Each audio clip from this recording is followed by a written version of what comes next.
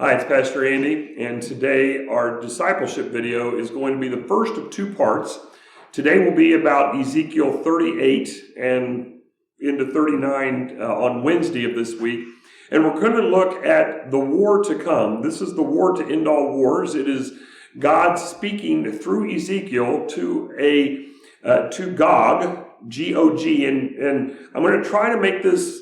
I'm going to try to enunciate very clearly these next 2 days because God, D, is speaking to Gog, G, and so if I over-pronunciate, forgive me, but I want to make this distinction very clear as we go. But in Ezekiel, one of the great passages in Ezekiel is Ezekiel 37, where Ezekiel has this vision of bones that have dried up and are in a valley, and God says to Ezekiel, can these bones come to life? And Ezekiel responds, "Oh Lord, you know." Well, that is a great passage, and indeed they do come to life, and Ezekiel witnesses this. The sinews are reformed and all that. It's a fascinating passage, but I've talked about that passage before. I preached on that passage a few years ago. So today I want to look at the next couple of chapters, which do feed into 37 does feed into 38 and 39 very clearly. Now, in this passage, one of the questions that Israel would have is if the dry bones, which is largely representing Israel, were to be restored in some way, would they be protected? Would Israel be protected? And we see in today's world that Israel, this small country in the Middle East, is surrounded by countries with massive amounts of population greater than her, massive amounts of area greater than her, some, like Iran in the past, with a stated intention of blowing Israel off the face of the earth. I think that's a direct quote if I remember. And so this idea is that Israel's concerned, if you're going to restore us, are you going to protect us? Well, there is a time coming when Israel's greatest adversary, which is actually Satan, is going to come in an attempt to completely destroy Israel. So in chapters 38 and 39, what we have are 7 oracles from God, and these oracles provide some insights as to what's going to happen, as to how God is going to respond to protect Israel. Now, I'm taking these 7 oracles directly from Cooper as the author from the New American Commentary. So these next 7 thoughts are his words from the commentary. God will bring Gog and his allies against Israel. God is going to cause this war to happen. Gog, with a G, his evil thoughts and intentions will lead him to invade Israel.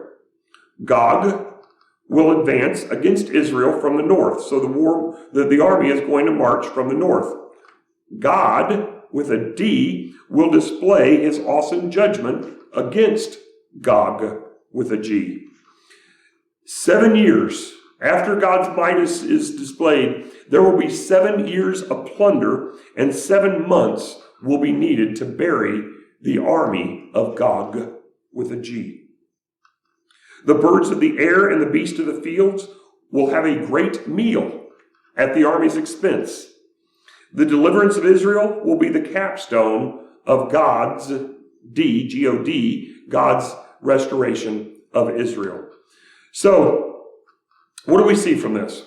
Well, Gog, with a G, is presumably, Gog is a ruler, presumably a man, but the meaning of the name is uncertain. It's only used in the Bible a couple of times. It's used in Revelation chapter 20, for instance, which allows us to see the parallels between Revelation 20 and Ezekiel 38 and 39. What is certain about this particular prophecy, about these oracles, is that it is yet to be fulfilled, and that means there is much speculation that is made about them. Most of that speculation relates to the timing of this battle between God and Gog. Any attempts to answer that require multiple passages of Scripture to be brought into play, including at least these passages, Revelation 19 and 20, and Daniel 11, as just a part of those passages. But even then, a true understanding is very, very difficult to ascertain. But using these 7 oracles that I mentioned a moment ago, let's take a look at what we can discern today. I'm going to mention 3 of these oracles today and then 4 on Wednesday. We'll begin in verse 4. The first couple of verses of chapter 38 are God saying to Ezekiel, this is what I want you to say. So beginning in verse 4, we have the first oracle, and God with a D, says, I'm going to say Yahweh. If you don't mind, I'm going to say Yahweh to make that a little bit easier. So Yahweh says that he is going to bring the army of Gog to fight. So when this happens, we don't know exactly why. We don't know why Yahweh is bringing Gog to fight. Maybe it's just to show how secure Israel is at the time. As I just mentioned, Israel is questioning, will we be safe? Will we be protected? And Yahweh is saying, indeed you will be. Gog is going to have a mighty army. There are horses mentioned. They have full armor. And notice there are many countries that are listed here. Persia and Cush and Put. And then there's some others mentioned in a moment. These represent today Iran, Ethiopia, Libya, and Armenia. At a minimum, those countries are going to be involved. But this army is not going to prevail against Yahweh. In verses 10 through 13, we see the plan begin to develop. Gog will have thoughts come to mind. The plan will be to attack the people who are living at that time. They are living at peace, not at the time this was written, but at the time this happens. The people will be living at peace and will be very unsuspecting of an army coming to attack. And again, it's difficult to determine what the timing is, but one thing we know about right now is much of Israel is not at peace, is not unsuspecting of an invasion of some sort. They are always on guard against that. So the likelihood, in the last year and a half especially, people say, well, the end times are upon us because of the virus. I can't say that it is or isn't. What I can say is there will be wars and rumors of wars at the end times. Those will be increasing, and that's been happening for over a century. But right now, it doesn't appear that Israel has little care in the world as to being invaded, surrounded by all of these countries that are hostile towards them.